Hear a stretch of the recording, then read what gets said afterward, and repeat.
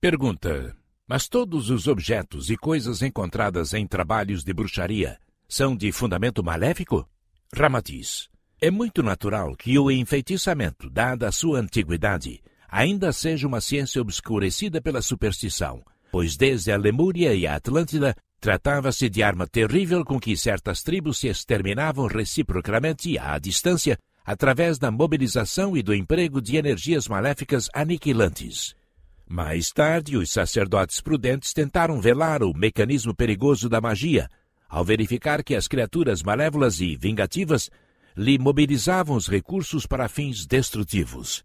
Eles introduziram símbolos, objetos, ritos excêntricos, cuja função principal era desviar e obscurecer o ritmo iniciático do enfeitiçamento.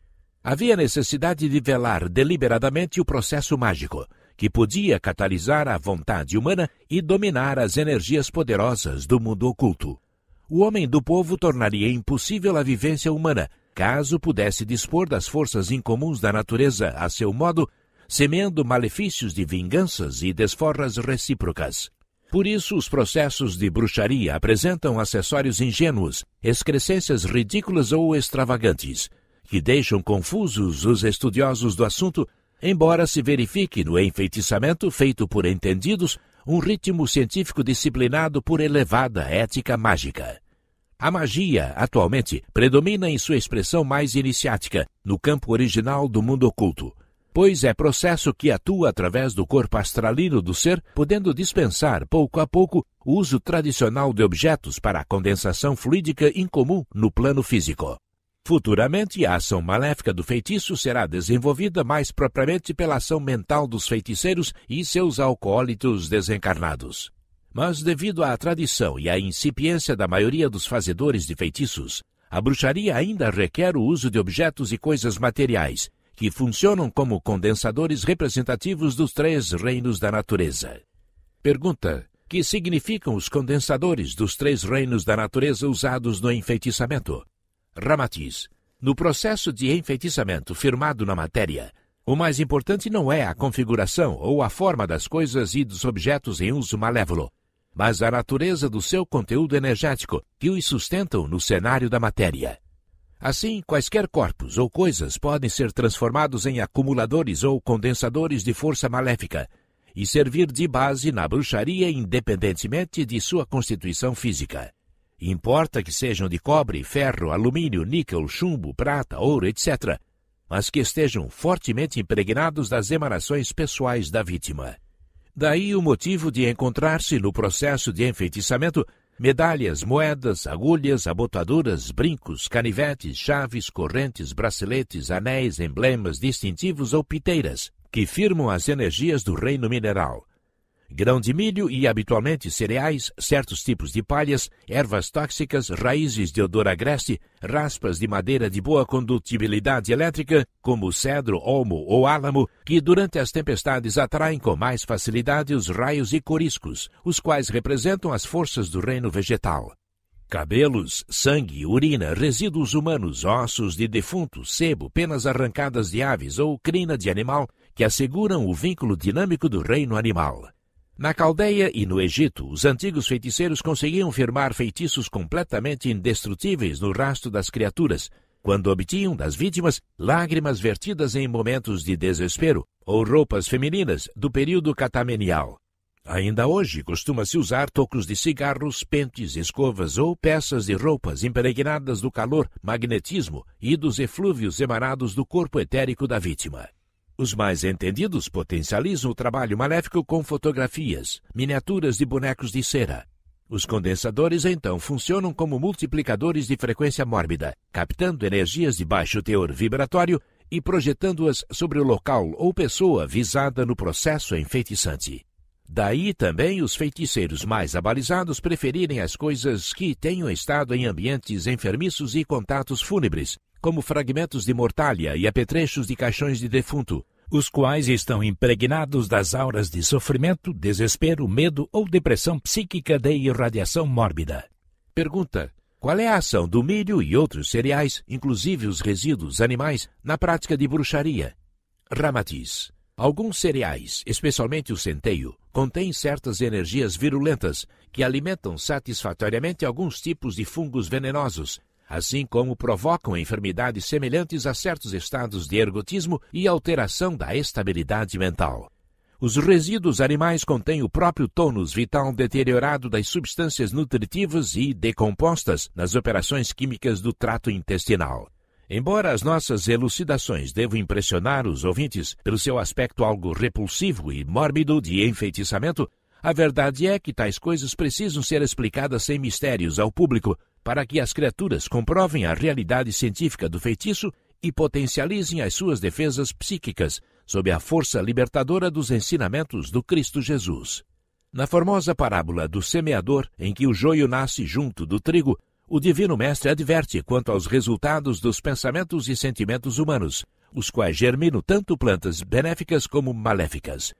Quem semear com Jesus há de colher exclusivamente o trigo sazonado, e quem desprezá-lo, contente-se com o joio daninho. Pergunta: qual é a função dos feixes de agulhas comumente amarrados com fios vermelhos e habitualmente encontrados na bruxaria? Ramatiz: as agulhas de aço, como os diversos metais condutores de eletricidade, possuem auras fortemente radioativas. Além disso, a sua conformação de filamentos ou fios de aço funcionam como diminutos cabos eletromagnéticos e favorecem bastante o escoamento dos fluidos ativados na bruxaria.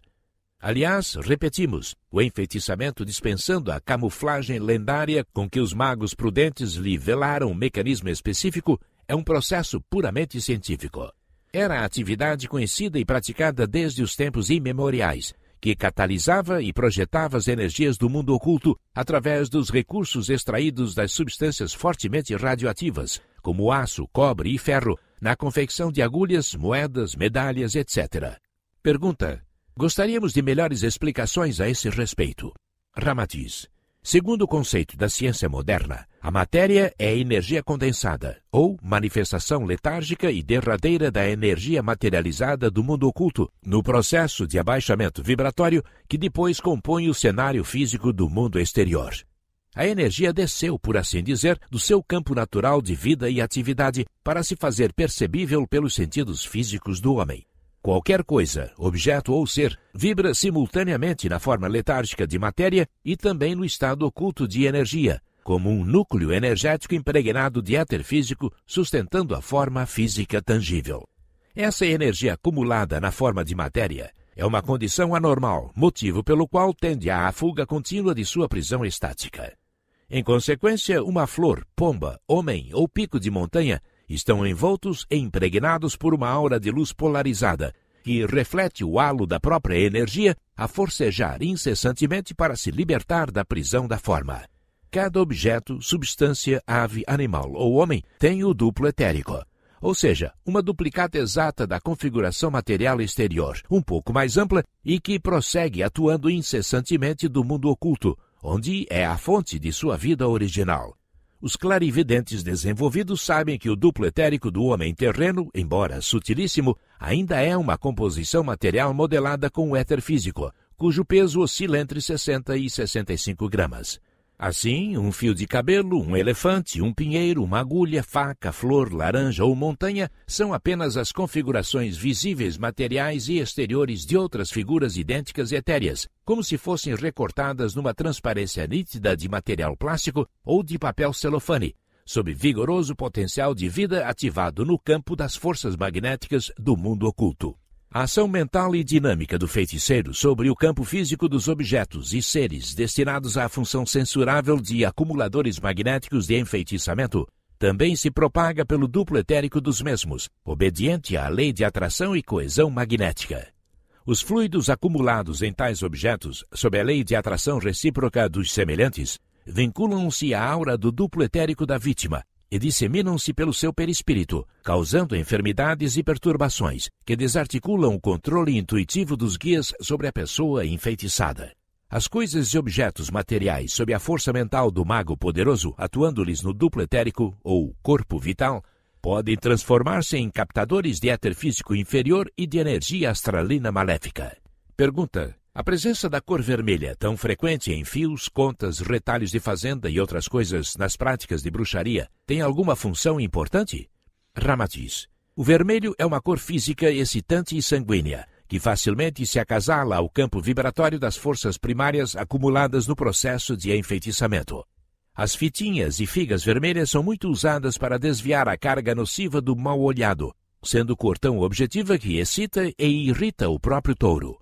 É cor primária, que as tribos selvagens e os pajés africanos tanto preferiam nos seus ritos bárbaros e festivais folclóricos. Pergunta: por que alguns enfeitiçamentos são feitos preferencialmente com a terra do cemitério? Ramatiz: a terra do cemitério é muito impregnada de tônus vital ou resíduos vitais, que exudam-se durante a decomposição dos cadáveres, pois o homem é um corpo impregnado de eletricidade animal e de éter físico aurido na fonte solar. O cadáver, ao decompor-se no seio da sepultura, também libera a energia condensada na forma de matéria e ali aprisionada para compor o edifício atômico do corpo de carne.